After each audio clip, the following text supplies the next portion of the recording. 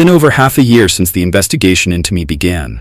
I've had to move from Beijing to Yichang, then to Shuizhou, repeatedly answering the same few questions hundreds of times. Let me be frank with everyone watching me with different attitudes and intentions. I have no economic problems, I am not a spy or an agent, and I am certainly not a high-class escort from CCTV. I'm just an ordinary young woman who has always worked hard to improve herself. Perhaps I once walked a fine and sensitive line when it came to gender roles, and yes, I did have intimate physical contact with Zhou Yongkang, who is now imprisoned. But back then, I was a naive young woman, and it was the circumstances that shaped who I became. It was the allure of CCTV's spotlight, combined with the environment of close interactions with high-level individuals, that forged the fate of people like me. Our glory tied to their glory, our downfall tied to their downfall. These are the words of Shen Bing. More than a decade ago, her name was thunderously well known, one of CCTV's most successful female anchors. But today, she is more widely recognized by another title, Zhou Yongkang's Mistress. After Zhou's downfall, Shen Bing was implicated and vanished from the public eye. The above passage is excerpted from a book published in Hong Kong titled Shen Bing's Own Account, My Story with Zhou Yongkang. The book can be seen as a revealing manual on the power sex trade, offering a rare glimpse into the hidden corners of power struggles within the upper echelons of the Chinese Communist Party. When a TV host falls from grace. Shen Bing was born in 1976 in Shanxi Province. She was once an exchange student and graduated from Nanyang Technological University in Singapore. Before joining CCTV in 2001 as the host of the program Dialogue, she worked at Lianhe Zhaobao. Shen quickly became one of the most prominent faces on Chinese state television. However, at the end of 2013, she became implicated in the Zhou Yongkang case, disappeared from public view, was placed under investigation, and eventually sentenced to 7 years in prison. Shen Bing's life was turned upside down because she was Zhou Yongkang's mistress. The entanglement between high-ranking CCP officials and female television anchors dates back to the era of Elder Jiang Zemin. It was widely known that Jiang had his 3 female companions, his legal wife, Wang Yiping, and 2 infamous lovers, Song Zuying and Li Riying. Song Zuying, in particular, needs little introduction. Jiang famously rented out Vienna's Golden Hall annually just for her concerts, showering her with affection and privileges. Li Riying, meanwhile, was a star anchor on Xinwen Lianbo and deputy director of the CCTV News Center. Every time Jiang traveled abroad, it was Li who covered the reports, and during those years she enjoyed tremendous fame and glory. Once the elder paved the way, it was as if the female hosts at CCTV had discovered the secret code to success. A wave of partnerships with China's political elite followed. In 2001, Jia Xiaoyu, then a relatively unknown anchor at CCTV, married the Minister of Land and Resources at the time, none other than Zhou Yongkang, later known as the King of Law and Order. Jia was 28 years younger than Zhou and only 2 years older than his eldest son. In 2002, another CCTV host, Jiang Mai, a classmate of Jia Xiaoyue, married Zheng Wei, the son of Steel Helmet King Zheng Qinghong. The couple later emigrated to Australia and purchased a lavish mansion worth $32.4 million, the 3rd most expensive home in Australian real estate history. Then there was Li Bing, who married Ling Wancheng, the brother of Ling Jihua. Ling Jihua's brother-in-law, Gu Yuankai, also married Luo Fanhua, a producer at CCTV's financial channel. And these are just a few examples. Many more cases followed similar patterns. This phenomenon wasn't limited to CCTV anchors. Female broadcasters across China were also involved. For instance, Gao Yan, former party secretary of Yunnan province, kept Yang San, a well-known anchor from Yunnan TV, as his mistress. Why are so many female anchors drawn to powerful men? The answer is simple. Power brings instant rewards. Shen Bing's memoir further reveals that the birthday of Jia Xiaoyue, Zhou Yongkang's second wife, became a well-known occasion for political elites to curry favor. Bo Xilai and Wang Lijun once gave her extravagant gifts. Many individuals entangled in high-profile cases also came to her seeking help, as Madame Zhou had a clearly listed price. A brief introductory meeting cost 100,000 yuan. A discussion with access to case files was 300,000 yuan.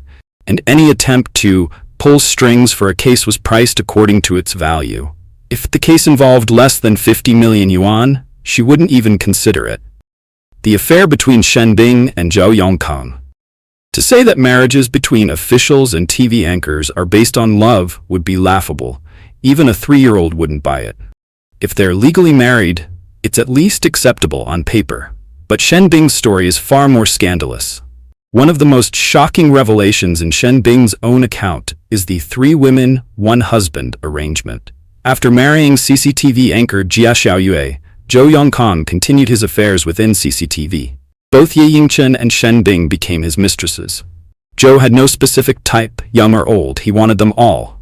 With Zhou's backing, Ye Yingchen was even appointed to the National Committee of the CPPCC.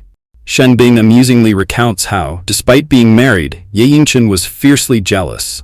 When she noticed Zhou showing interest in Shen, she personally called to accuse Shen of improper conduct. Ironically, CCTV's own investigation confirmed the affair. According to later Hong Kong reports, just 2 days before his arrest, on November 29, 2013, Zhou Yongkang was still caught in a car-shaking incident with Ye Yingchen in the underground parking lot of Beijing's Beisheng Mall, under surveillance the whole time. Investigators were stunned. A month later, in January 2014, Ye was taken in for questioning by the Central Commission for Discipline Inspection.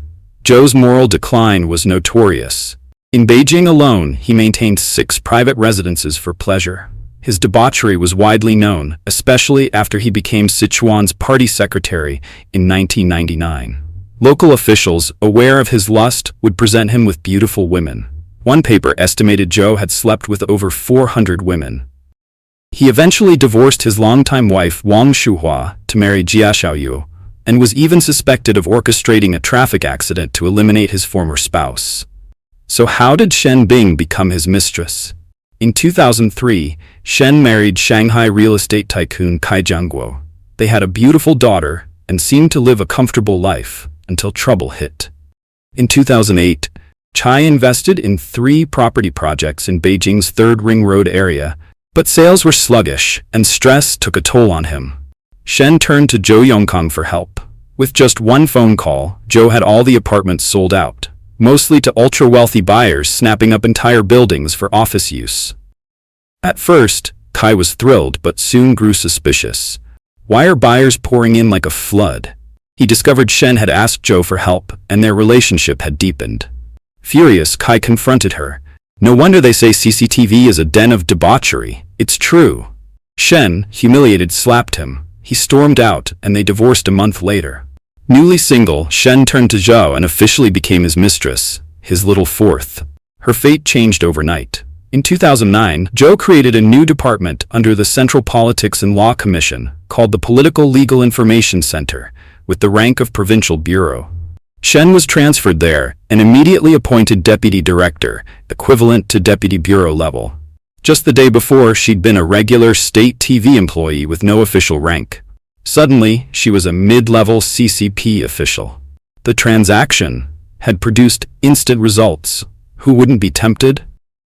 Power for sex deals hidden behind lavish banquets. With access to a pool of attractive female anchors, CCTV leadership effectively became matchmakers, or more bluntly, pimps. Among them, Li Dongsheng was the most successful. As deputy director of CCTV, he leveraged this beauty resource to build relationships with high-ranking CCP officials.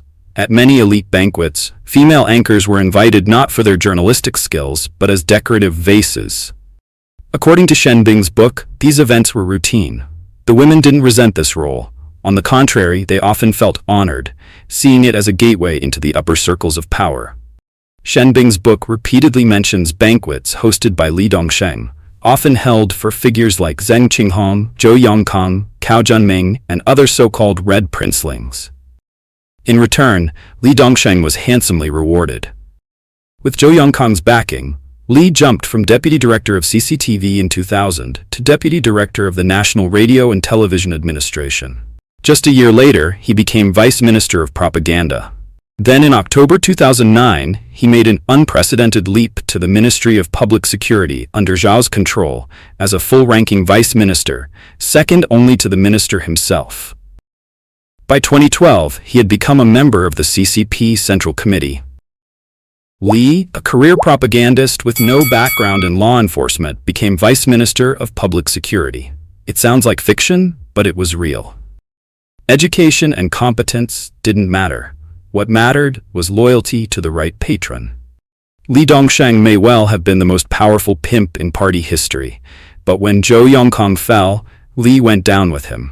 In January 2016, he was sentenced to 15 years in prison. Shen Bing also shares entertaining anecdotes about Ri Qinggang, a man who was chosen by the wife of Ling Jihua to serve as her public arm, and, reportedly, her personal plaything. He was even introduced to the wives of other officials for entertainment. Tasked with pleasing women 20 to 30 years his senior, Niu endured quite a bit, but his sacrifices paid off. He was often seen driving luxury cars worth over 3 million yuan. Despite his wealth, his stingy habits remained. At a dinner with executives from the China National Petroleum Corporation, he downed an entire bottle of red wine just to receive a 2,000 yuan gas card. His favorite catchphrase? "My friend, US President Obama," as if to prove his expansive connections. Even after his arrest, Niu arrogantly asked Central Discipline inspectors, "Does Politburo Standing Committee member Liu Yunshan know you're arresting me?" Liu was Minister of Propaganda at the time. Clearly, Niu thought he was one of the family. Sadly, none of the 20-plus powerful women he once served could save him. He was sentenced to 6 years in prison. Many have questioned the authenticity of the art of Shen Bing, but the detailed descriptions of CCTV's inner workings and interactions with the political elite are remarkably precise. Many accounts, names, and timelines align with publicly verifiable information, making it difficult to dismiss the book as pure fabrication. Certain parts of the book appear to be directly derived from official confessions. For instance, when recounting her relationship with Zheng Wei, son of Zheng Qinghong, the text explicitly notes that the account is based on a written confession. It's likely that much of the material originated from statements Shen Bing made during interrogation. Those documents may have been leaked and later edited into narrative form by professional ghostwriters. Signs of post-editing are apparent, particularly in the structured introductions and conclusions for each character, clearly added later to round out the stories. The story of Shen Bing reveals a sobering truth. The dazzling goddesses on screen are often far more ordinary than they appear. In terms of knowledge and character, many fall short, even compared to everyday women. If given a second chance, someone like Shen Bing might have chosen a simpler life. She once said, "If I could do it over, the 24-year-old me would never have returned to China. I would have stayed in Singapore and lived the life of a regular career woman. Today, I would devote more of my heart to my daughter and family, those I owe the most. I can only say I was an innocent person swept into a political storm." But the truth is, she wasn't innocent. She gained fame and fortune. Like many before her, who entered the arena of power and privilege, she paid a steep and unexpected price for her moment of glory. She knew she was merely a pawn in a dangerous game of power, yet she chose to play along, willingly trading dignity for extraordinary benefits, only to be cast aside in the end. How can that be called innocence? Even Shen Bing admitted that there were female anchors at CCTV who upheld their boundaries, who never sold themselves out. They may not have achieved great fame, but they preserved something far more rare: integrity. What are your thoughts on the hidden harem of China's political elite? Share your views in the comments below. Thank you for watching, and see you in the next episode.